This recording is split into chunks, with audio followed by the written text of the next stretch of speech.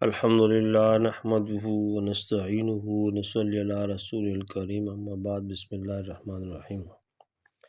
احنف بن قیس ایک بڑے عرب سردار تھے۔ مشہور تھا کہ اگر احنف کو غصہ آتا ہے تو 1,00,000 تلواروں کو غصہ آ جاتا ہے۔ رسول اللہ صلی اللہ علیہ وسلم کی زیارت انہوں نے نہیں کی، مگر آپ صلی اللہ علیہ وسلم کی زیارت کرنے والوں کی زیارت کی اور ان کے ساتھ رہے۔ خاص طور پر حضرت علی رضی اللہ عنہ کے بڑے معتقد اور مخلص تھے۔ ایک دن کسی قاری نے یہ آیت تلاوت کی، لَقَدْ أَنزَلْنَا إِلَيْكُمْ كِتَابًا فِيهِ ذِكْرُكُمْ أَفَلَا تَعْقِلُونَ۔ ہم نے تمہاری طرف ایک ایسی کتاب نازل کی ہے جس میں تمہارا ہی تذکرہ موجود ہے، تم غور و فکر سے کام نہیں لیتے۔ عربی ان کی زبان تھی، سن کر چونک پڑے، گویا نئی بات سنی، کہنے لگے ہمارا تذکرہ؟ ذرا قرآن تو لاؤ، دیکھوں میرا کیا تذکرہ ہے اور میں کن لوگوں کے ساتھ ہوں۔ قرآن مجید آیا اور لوگوں کی صورت ان کے سامنے سے گزرنے لگی۔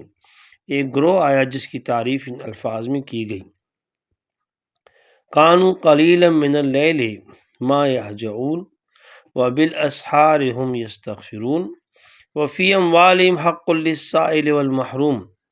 وہ لوگ رات کو بہت کم سوتے تھے اور آخر شب میں استغفار کیا کرتے تھے، اور ان کے مال میں سائل اور محروم کا حق تھا۔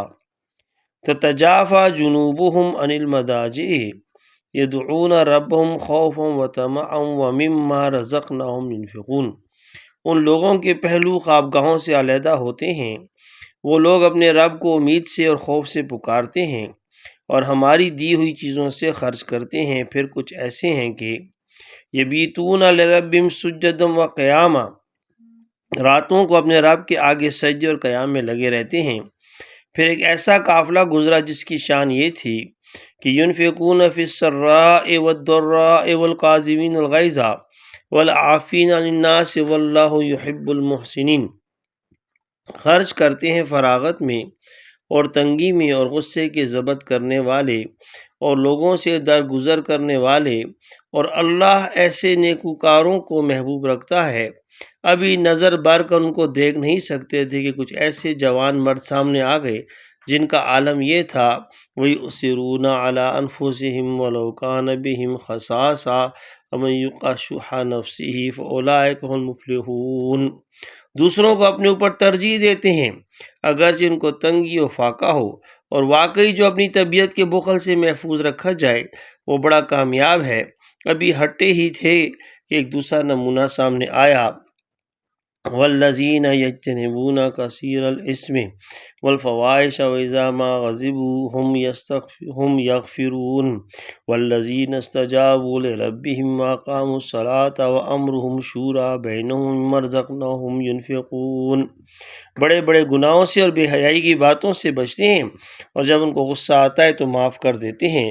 اور جن لوگوں نے اپنے رب کا حکم مانا اور وہ نماز کے پابند ہیں اور ان کا کام آپس کے مشورے سے ہوتا ہے، اور ہم نے جو کچھ دیا اس میں خرچ کرتے ہیں۔ حضرت احنف اپنے کو پہچانتے تھے، کہنے لگے خدایا میں تو ان میں کہیں نظر نہیں آتا۔ اب انہوں نے دوسرا راستہ اختیار کیا۔ اس راستے میں ان کو اور طرح طرح کے آدمی نظر آنے لگے۔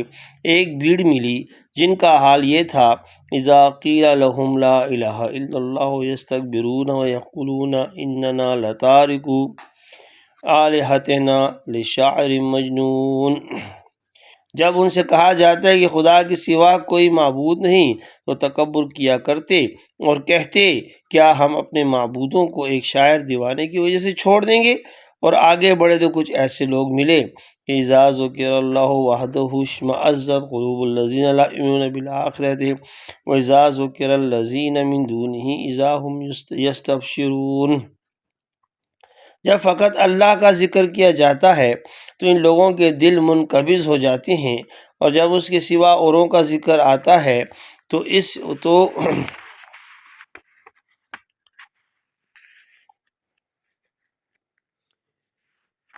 تو اس وقت وہ خوش ہو جاتے ہیں، کچھ ایسے بدقسمت بھی کہ جب ان سے کہا جائے ما سلککم فی سقر، تم کو دوزخ میں کس بات نے داخل کیا، تو وہ جواب دیں گے لم نکو من المصلین ولم نکو نطعم المسکین وکنا نخوض مع الخائضین وکنا نکذب بیوم الدین حتی آتانا الیقین، ہم نہ تو نماز پڑھا کرتے تھے، نہ غریبوں کو کھانا کھلایا کرتے تھے، اور باتیں بنانے والوں کے ساتھ خود بھی مشغول ہو جاتے تھے، اور ہم آخرت کا انکار کرتے تھے، یہاں تک کہ ہم کو موت آ گئی۔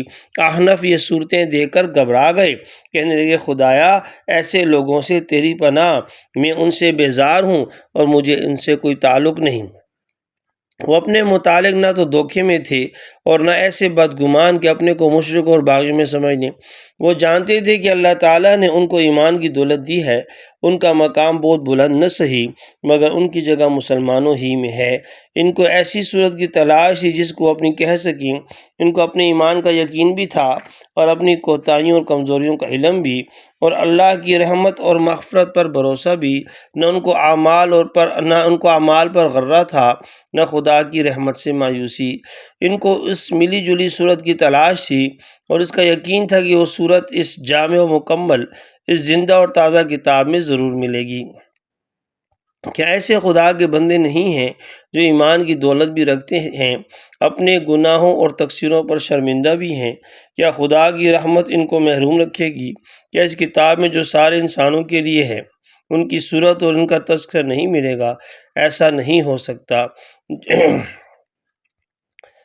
لہٰذا احنف کو اپنی تلاش میں کامیابی ہوئی، انہوں نے اللہ کی اس پاک کتاب میں اپنے آپ کو ڈھونڈ نکالا۔